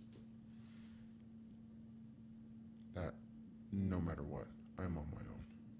And I think, and I hope the cops that do listen to this aren't like me, that don't have this feeling of being on the wrong. But I go home and I'm on my own. It's just hard to explain. Like, there's no brotherhood. I hope other cops feel different, honestly. And this is one of those points I was hoping we wouldn't get through in this. But it is a gut-wrenching feeling to know that if it happens, I'll die on my own, out here, no matter what. And sometimes that does well up inside me, and I get a tear or two here and there. And I hate that feeling. I do. I really do. Because I risked a lot for the job. Risked a lot. But well, I'll come out there for you, dude. You know that. Seriously. And I know what you're saying as far as like the culture and everything else like that. I get it. But you find people in this profession, and this is a little plug. The FOP, some of the best people I've ever met. Anytime I go to a new agency, this is number 3 for me. Anytime I go to a new agency, I always find the FOP members because I know they truly have my back and they have my best interest. And not like, oh yeah, we'll cover this up, dude. Don't worry about it. Oh yeah, don't worry. We'll do X, Y, and Z. No, I'm talking. If I get into something, right. I know, I can pick up my phone and call somebody, and they'll be like, "Yep, come over to my house." Oh, you got the media at your house? Don't worry, I got a place up in Aspen. I got a buddy of mine that lives up there. He'll let you crash at that place. We'll fly you under the radar. Oh, they know your car? Don't worry. I'll come pick you up. Meet me at this gas station. We'll drop your car. We'll have somebody come pick it up. Like, all that shit that goes on behind the scene, that gives me, that stops the anxiety of like, holy shit, I am on my own. Because inevitably, every call you fucking go on, you're by yourself. yeah, Every now and then you get a backup. But for the most part, you got to be, now with the state law and how it's written, I got to be fucking worried about what this guy's going to do. right. Like, I'm already worried about what I'm doing. Now I got to worry about what this guy's doing. I'd rather him just stay back. Like, nope, dude, you just hang out by the car. If shit goes really south, then come in. Yeah. But like I was telling you guys, because I was, I don't want to give away who it was, but yeah, I was telling you guys that sit in the car with me. Fuck all that. Trying to establish the Brotherhood. Because I don't have it. And it's depressing. Thankfully, coping mechanisms, it ain't drinking. Working out and other kind of stuff, but yeah, that's one of the hardest things. I wish that's hard for me to talk. It really is hard for me to talk about because injuries and all this that I've suffered over the period of time that I've been working was for the community that I work. Now, like you said, I got to worry about everyone else, and yeah, I feel extremely alone. Speaking of people that you have to worry about with you, how do you feel the quality of law enforcement officers has been over the last couple of years? Do you think the quality of law enforcement officers has increased as far as applicants coming into the field, or do you think the quality of law enforcement officers has decreased? Oh, it's decreased tremendously, and that's because we've done it to ourselves. We have done it to ourselves. When we tell you, when you get constant haranguing from the media that you are a POS, you are a POS, you are a POS, and it's continual, one after another. Okay, I can take that. I don't give a shit what the media says, because the way I interact with people does not confirm what the media says. I never will. Never have, never will. But when it's our own people, the stars and bars that call you that, or you're like, bring, oh, sir, here's your knife. Sorry, it's in my bag. That kind of stuff. And it's not just with me. You see, like, with others, the way others are treated, the way that others are screwed, the other way others are this. And you're like, I was on that call. None of that happened the way it did. Oh, but we need to make a sacrificial lamb. You're going to get guys that want to do this job for a paycheck, because it pays pretty well. For doing what? Reports? We get the occasional hero here and there that's really good, and we will. But you're getting these guys that right out of college, 22, 23, and there's going to be some mature 23, 20, 4-year-olds.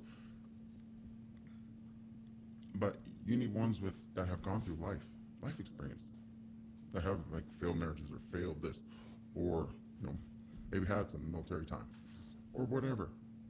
But if you're coming straight out of high school to college, and then a cop, you're going to get an occasional good one here and there, but majority are not going to be, because they're doing the job because they're making over $100,000 a year.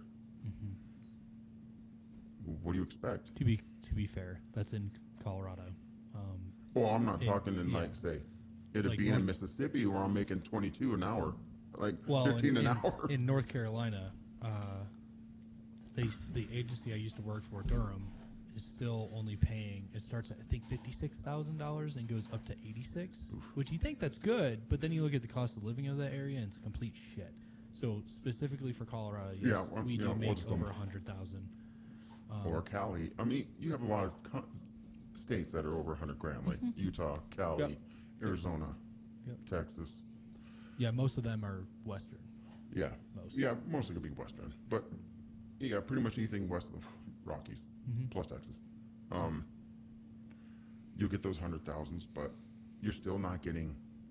Okay, and the cops that you get there, like say these towns, like say Denver or Lakewood or Salt Lake City, you're making this hella good money. But what are they getting? And like I said, like it'd be in Mississippi, or doubt it. I could buy a house for $50,000, but nevertheless, I mean, not in 2024. Dude. Yeah, okay, that's a good point. Or like Little Rock, St. Louis, or St. Louis, or all these departments. You occasionally, and I think Police One does a disservice to a lot of us that actually read Police One. where they'll be like, oh, St. Louis is now switching to 24-hour shifts, or something stupid. They're going on like 12-hour shifts from 8 to 12 because they're down 300 dudes. Yep. Okay, why don't you pay them enough? Oh, because Yeah. I mean, like Oakland. The whole defund the police movement was absolutely ridiculous. They never. If anything, they should have funded the police more. This is one thing that's kind of boggles my brain. Is you can have in a police academy. My police academy was 10 months long, pretty long. North Carolina only required you to do 6 months or something like that, but Durham did it like 9 or 10 months. It was long as hell, and it was exhausting.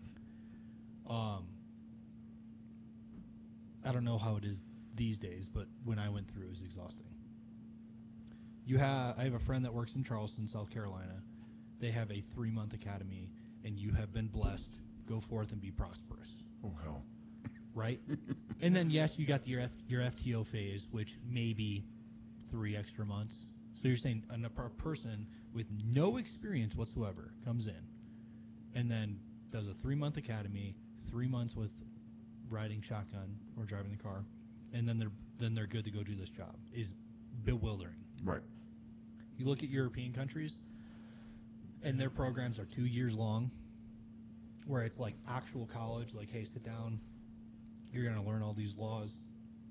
You're gonna sit down. We're gonna go through so many scenarios. You're gonna be fried, but you're gonna be well prepared the second you walk out of here.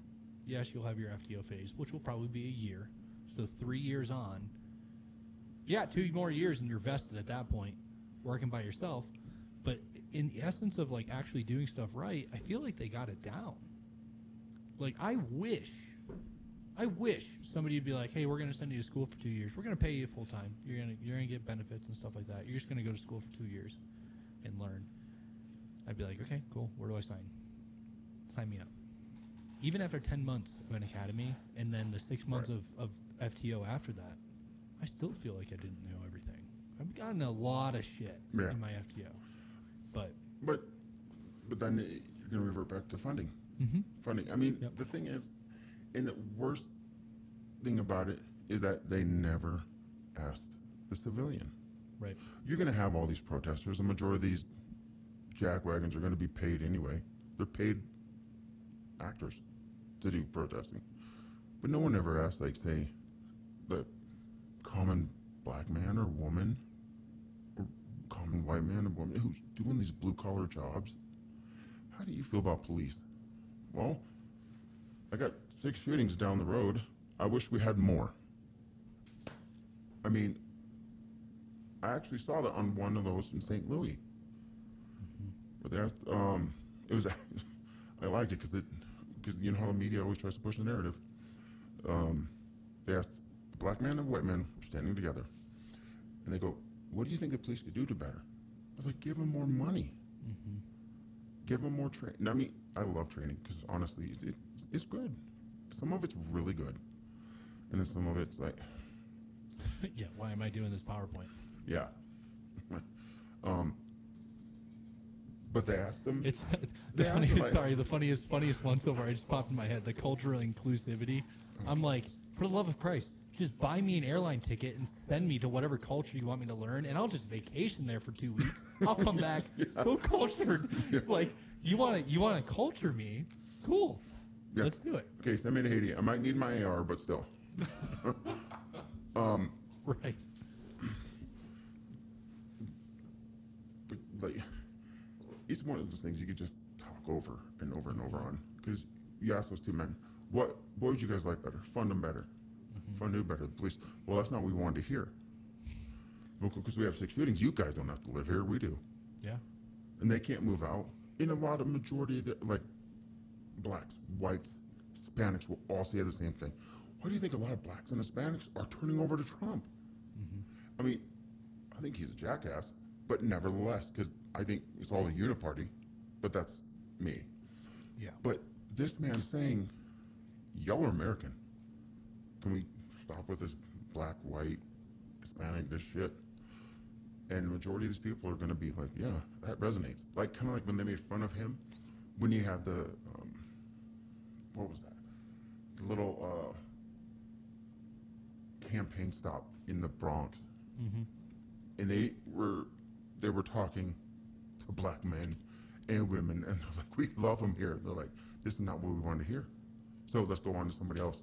They go on to somebody else. Oh, we love Trump here. And AOC is like, oh, those people were paid. Because that was her district. Yep. Like, no. And I hope Trump, he's one of those things, because that's hard, because I always think that it's a uniparty, because they don't give a shit about us, honestly, any of them do. But I hope it's a thing where we all come together, because blacks, whites, and Hispanics and Asians come together. These fools can't stop us. Nobody can. We're fucking Americans. I mean, like you said, 3% tax on tea. We kicked your ass. The biggest empire in the world. We kicked you out of our country. Fun fact, do you know it only takes 15% of the population to start an insurrection? This is for research purposes only. Please don't spit your drink in my stuff. You're like, this is for research purposes only. But no, I totally get it. Yeah, it doesn't take much to cause a revolution, and you know, I don't know how the political environment's going to turn out in this country. I really don't. I love this country so much. Mm-hmm. I do. I know we have our history, but it is the best fucking place to live in the world. Full stop. And I have been many a countries, and I love every single other country for whatever reason. But you know what they can't do? They don't have freedom of speech. They all say, "Oh yeah, we have freedom of speech," and it's like, but you don't. Right. You cross a certain... Like Canadians. Canadians. They don't have freedom of speech. No. Shit. No, and COVID was a perfect example of what countries do have freedom of speech and what countries don't. America, unfortunately, slipped into a authoritarian regime where they're like, ooh, the tech companies, we as a government can't stifle your speech, but Tenocracy can. What if we, hey, can we hit up our FBI homies that are working with at Facebook, at or Meta at that time, or whatever it is, you know, you fill in the blank, YouTube.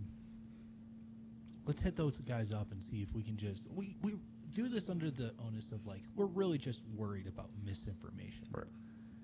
Misinformation. That it's we're not trying to say you can't say that stuff. You can say it, just not on our platform.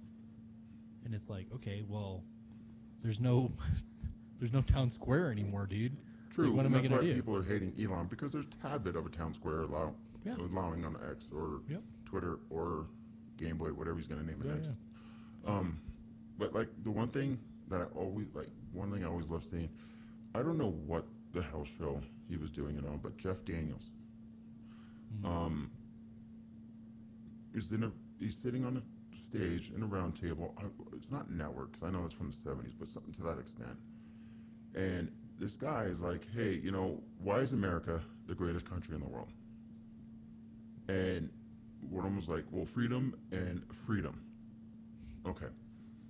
And he says something to somebody else, and the guy's like, well, you know, something like, well, we have the greatest country because something, I don't remember.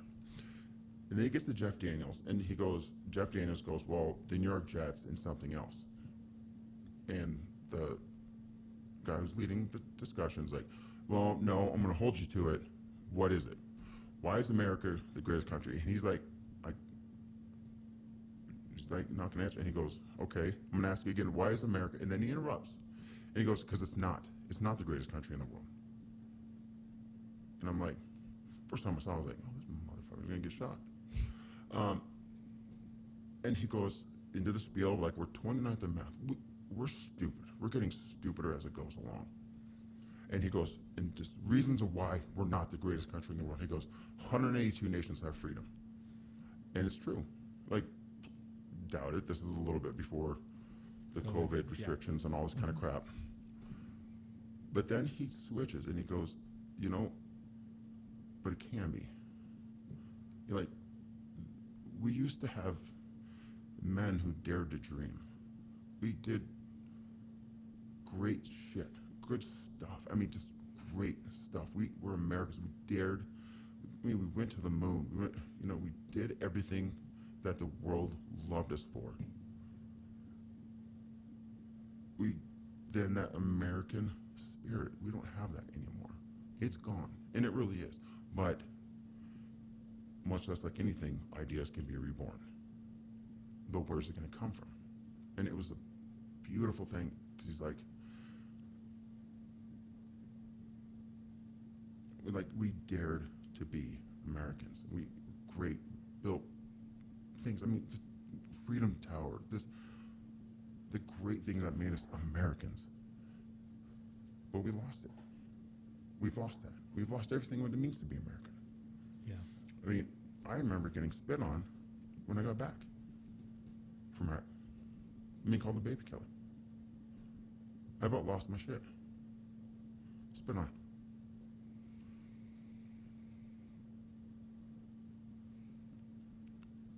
And to this day, I still break down for that. Sometimes. I do. I break down. And I couldn't comprehend what those Vietnam vets coming back had to go through.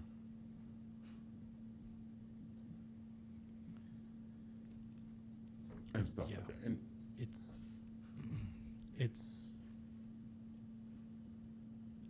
that's a good way to say it. America has the ability to be great again. Mm-hmm. And I know. And not this MAGA crap. No, I don't believe in that MAGA crap one bit. No, I'm saying,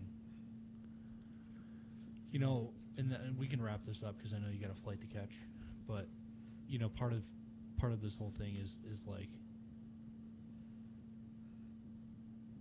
you have so many corporations that don't want competition.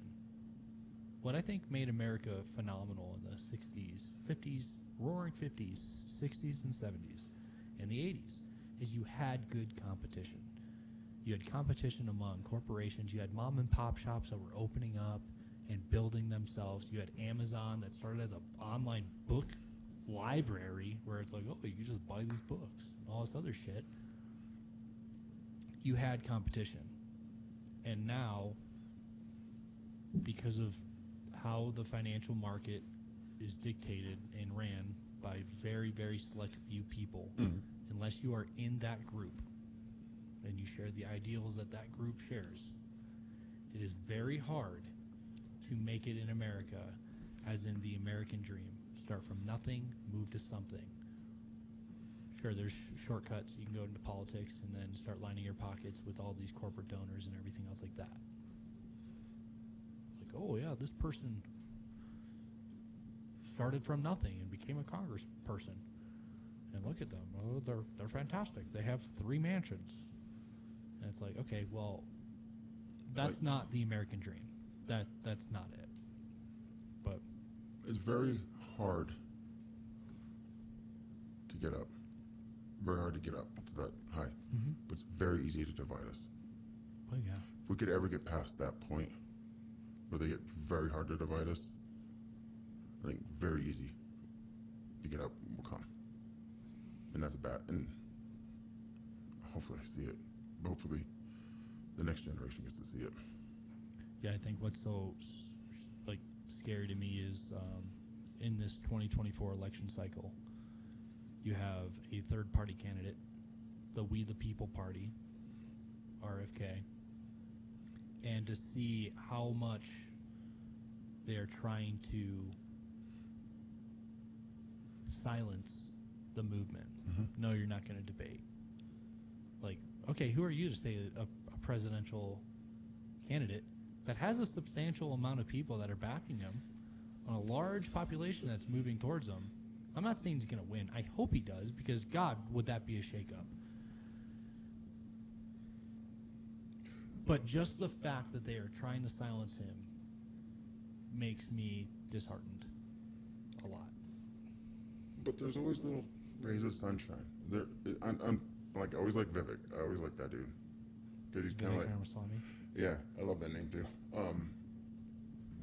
watch the UK election. So you have the Tories, those, nobody's conservative over there. The Tories and the Labour, always them. And who's this little bastard Nigel Farage? And I want to say it's not UKIP anymore, but I want to say it's UK Reform Party, because it used to be UKIP. So, yeah.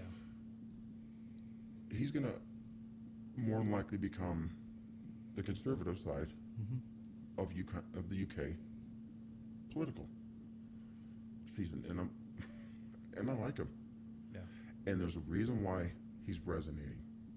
It's not because he's racist. He's not because he's this. He's actually just pro-British. If you listen to him, pro-British.